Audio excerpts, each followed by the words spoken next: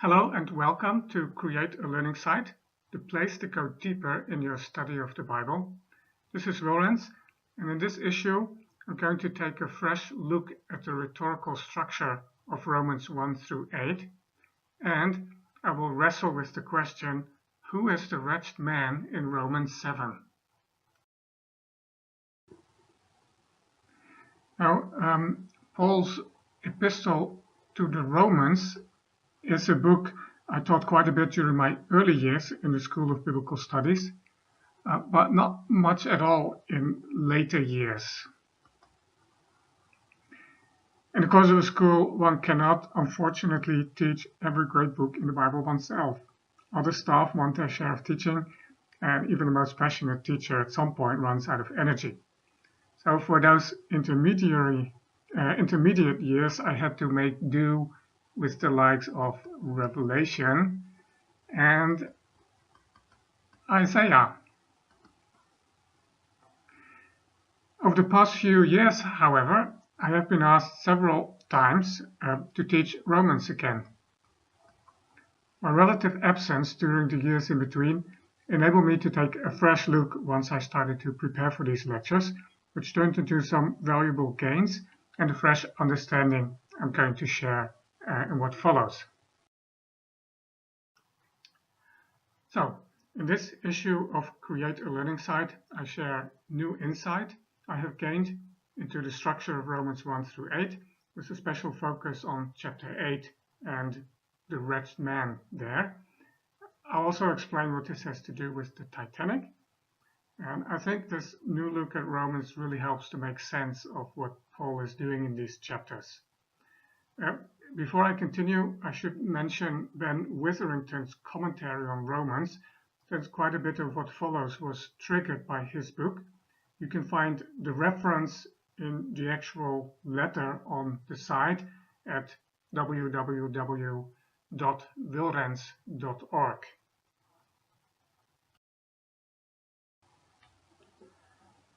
Now, this is a fairly standard way of looking at the structure of Romans 1 through 8. We start off with an introduction to the letter. Then Paul defines the problem. All have sinned. And then he provides or explains the solution, justification by faith. And then, well, we come to chapter 5. And that sits a bit uneasy in the structure. We might even wonder if Paul is rambling in this chapter, as some preachers do, until he figures out in chapter 6 where he really wants to go with his argument. Of course, the answer to that wonder or question has to be, in Paul's words, by no means. But it does leave us wondering, what is this doing here? Is it about reconciliation, as distinct from justification, another part of the solution? What's Adam doing in this chapter? Maybe Paul wants to broaden the scope by moving from Abraham to Adam, thus showing that the people of Israel are exactly in the same troubled boat as the rest of humanity. That may very well be the case, but then how do the two halves of the chapter fit together? It's a question mark in this structure. Fortunately, it gets clear again in chapter 6, sanctification. We have been delivered from sin. We have been delivered from the law. This works by or through the Spirit. And then it ends with glorification in the second half of chapter 8. Now, besides defining the structure of the book as moving from problem to solution, this is also very much a topical structure. It virtually reduces these chapters to a systematic theology by Paul. This is his soteriology. A systematic theologian might say, that is Paul's understanding of salvation, coming from the Greek word soteria, which means salvation. Now, the problem with this structure is not that it is wrong, but that it leaves so much out. That is why I use the word reduced. It removes the historical flesh and bones of the biblical story, leaving us with a handful of fairly abstract ideas like justification, sanctification, glorification. That's certainly not how Paul, in Romans 1, verse 2 and 3, promised beforehand through his prophets in the Holy Scriptures concerning his son, who was descended from David according to the flesh. That's historical, flesh and bones. That's a story. And it doesn't do justice, this reduced topical structure, to how Paul continues after those opening verses. Now, what is positive in the structure is that it clearly ends with a climax, a resounding climax at the end of chapter 8. But it's not the only such climax in these chapters. There's an earlier one, actually, right here, in the first half of chapter 5. So let's take that as a possible cue that these chapters should actually be divided into two parallel parts, each ending with a climax, and then we'll see where that takes us. So here's an alternative structure. We again begin with an introduction to the letter, and then we have part 1 and part 2. In part 1, Paul again starts with defining the problem. All have sinned. He then presents the solution, how the promise to and through Abraham has been fulfilled, and ends with the first climax. In part 2, he once again defines the problem, even if in different words. We are all in Adam. Then he presents the solution, crucified and raised with Christ. That's chapter 6. Then turns out there's sort of another problem, Israel under the law. It shows how Israel and morality failed to solve the problem in Romans 7. Then there's the solution to this, life in the Spirit, and there's the second climax. Notice that in this structure, chapter 5 is split up into 2 units, so that we no longer have 2 awkward halves that do not really fit together. In addition, it clearly shows how Paul sort of covers the same ground twice, moving from problem to solution. But do we really have 2 parallel climaxes in these chapters? You might want to do this exercise for yourself, comparing Romans 5, verse 1 through 11, and Romans 8, verse 18 through 39, and see what they have in common. The next slide, the next scene will show you the similarities I have noticed. I am going to be marking Romans 5 only. I have no room for Romans 8 here, so you'll have to look that up in the Bible yourself. And if you want the exact references, you will have to head over to the site at wilrens.org to get those from the letter. But here are the similarities, the parallels I've noticed. Both passages refer to glory and hope.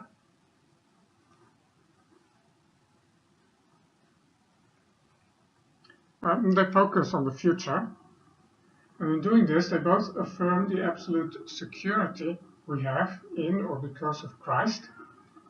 Here in chapter 5, it is expressed by the much more in verse 9 and then again in verse 10. In Romans 8, it's pretty much everything, starting in verse 29 down to the end in verse 39. Both passages refer to tribulations and suffering.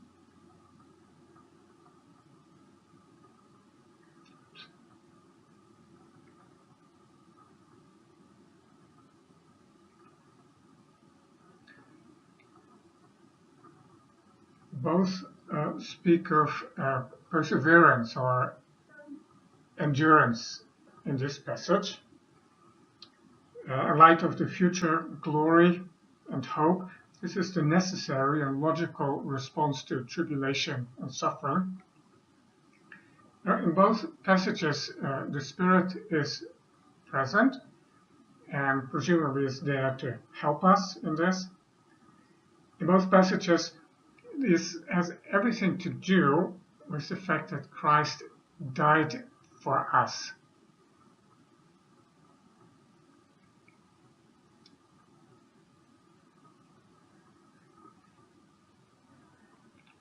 The death of his son.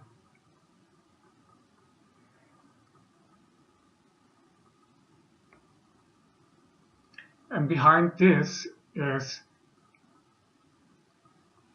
the love of God. And where is it?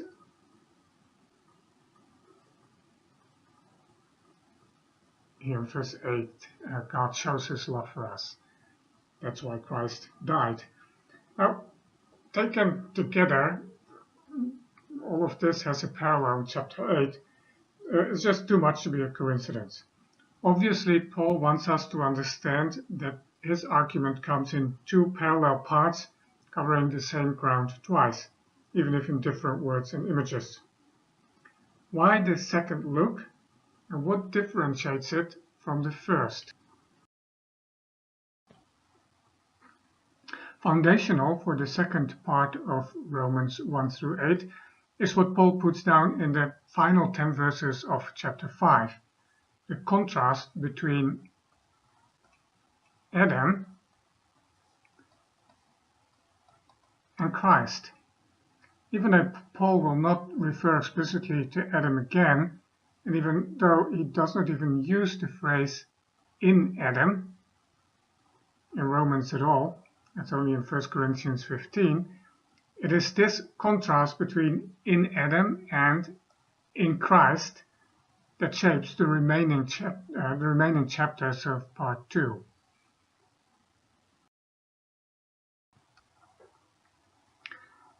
In Adam opens a new angle on the predicament for which the gospel is the solution.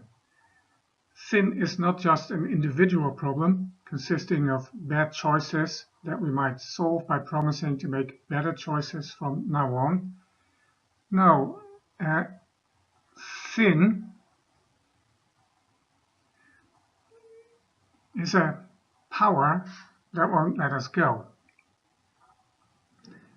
Sin is a tyrant that has all of humanity in an ironclad grip, leaving death as the only possible outcome. Now, at this point, it is important to know that Paul is writing this letter to a group of house churches in Rome, in which Jewish and Gentile believers are not getting along very well. Paul has more reasons to turn to Adam and our common humanity than theological interests. Paul's aim in Romans is not only to present his gospel, it is also to restore mutual acceptance and appreciation between these two groups in the churches. To this end, he needs to confront both Jewish and Gentile pride. One way he does this is by pointing out that they are both in the same boat. And this boat in Adam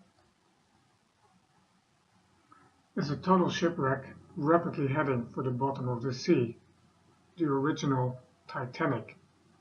The Titanic makes for a fitting picture of the human condition.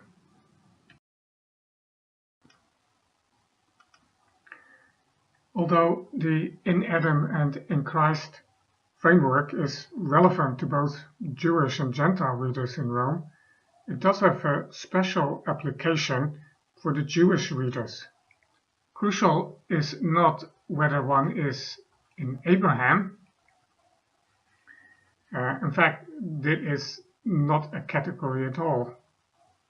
Decisive is whether one is in Adam or in Christ. By default, everyone, whether Jew or Gentile, is born in Adam, and if in Adam, then under the power of sin, without any prospect of escape. This is where Jews fare no better than Gentiles. It explains why the remedy in Romans 6 needs to be so drastic. It is not enough that Christ died for us. We also need to die with him. This is the only way out. We have to exit the old humanity through death and enter the new humanity in Christ through resurrection. Death and resurrection. And in Romans 6, Paul makes clear that this is made visible. This is what is made visible in baptism. So at this point, we are able to take a fresh look at chapter 7, especially at the identity of the person speaking as I, starting in verse 7. Quite a few different solutions have been proposed, too many to cover them all. There are a few possibilities. First, Paul as a Christian. Since Paul writes in the I form, it would make sense to think he's speaking about himself. The question then becomes whether it's Paul before or after his conversion to Christ. The latter interpretation, it's Paul as a Christian, is widespread, but we can actually exclude it because as early as Romans 7 verse 6, Paul states that we have been delivered from the law, and that's past tense. In Romans 8, Paul will explain in more detail how this works, but we already know the basic answer. Out of Adam into Christ, crucified and raised with him. So chapter 7 and 8 clearly continue the in Adam and in Christ framework that was established in chapter 5 and applied to sin in chapter 6. Well, this is not to deny that a Christian may still struggle with sin. This is simply not what Paul is writing about. So whoever Paul is speaking about here, the experience is before Christ, not after or in Christ. So that leads to possibility 2. It is indeed Paul, but before his conversion.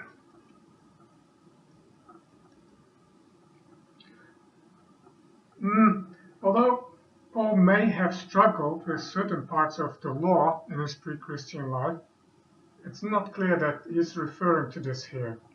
Since Paul grew up with the law, it was always there, there would not really have been a time when he was without the law, as in 7 verse 9, after which then the commandment came. Does this really match the picture we get of Paul as a zealot for the law, apparently not suffering from any self-doubt worth mentioning? So let's consider a third option. This is Adam, or perhaps humanity speaking. After all, we've seen the prominent place of Adam in chapter 5 and beyond. Perhaps Paul here is identifying with Adam, or even with all of humanity. At least Adam was indeed without a commandment initially, and there are certainly certain echoes of the Genesis story in this passage. So perhaps Paul starts off as Adam, and from Romans 7 verse 14 onwards, he voices a universal human experience.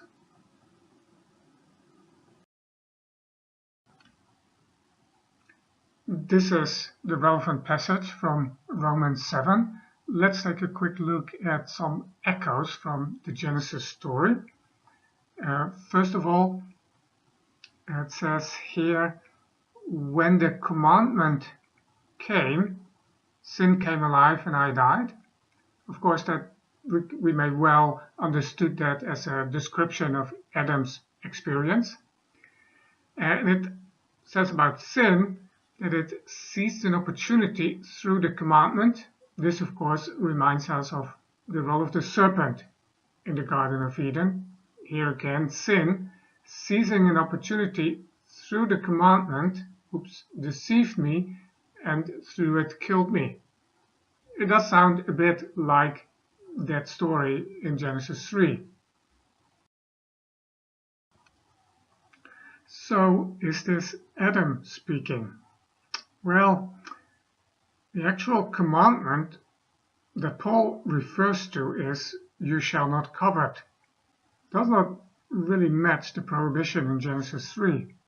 Besides, Paul refers to the law here as well, and not only to one commandment. Therefore, although there are echoes of Adam in this chapter, I don't think he's really the person speaking here.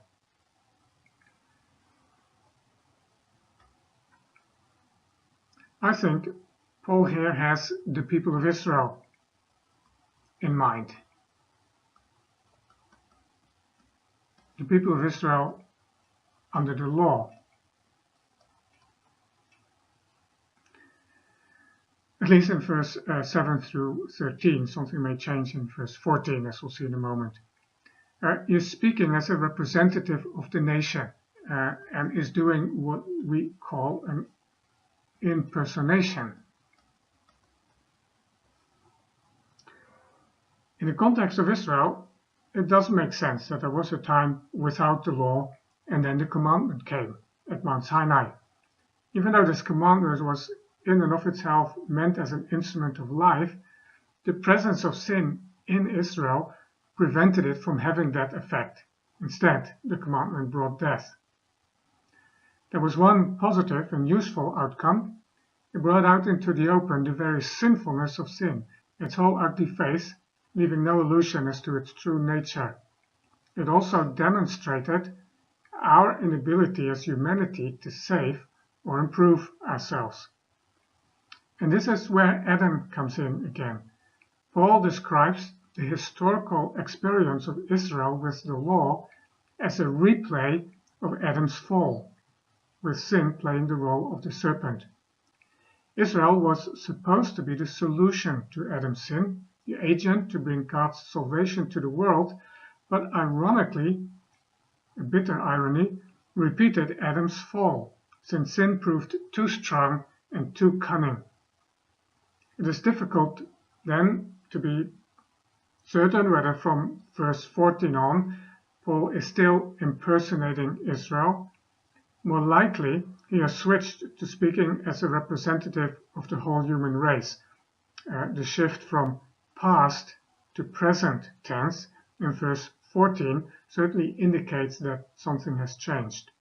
At this point, in the second half of chapter 7, the Jewish dilemma does not differ much from that of the Gentiles, at least of those Gentiles who subscribe to higher standards of morality. Pagan philosophers of Paul's world had been aware of this. Some of their statements sound a lot like the dilemma Paul voices in Romans 7.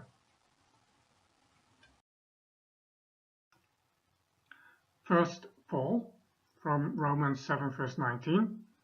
For the good that I will to do, I do not do, but the evil I will not to do, that I practice. Now, compare that with Ovid, a Roman poet. Desire persuades me one way, reason another. I see the better and approve it, but I follow the worse.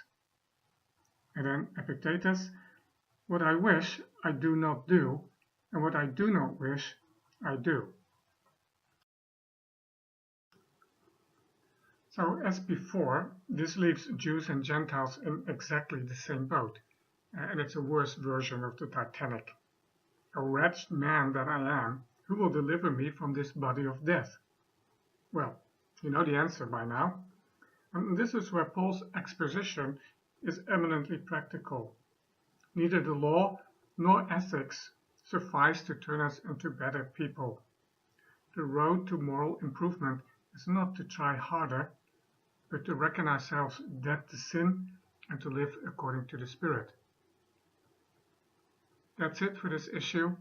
Thank you for listening and watching this. The Lord be with you. And maybe you could leave a like, or if you haven't signed up yet for the monthly newsletter, do so on the site at www.wilrens.org.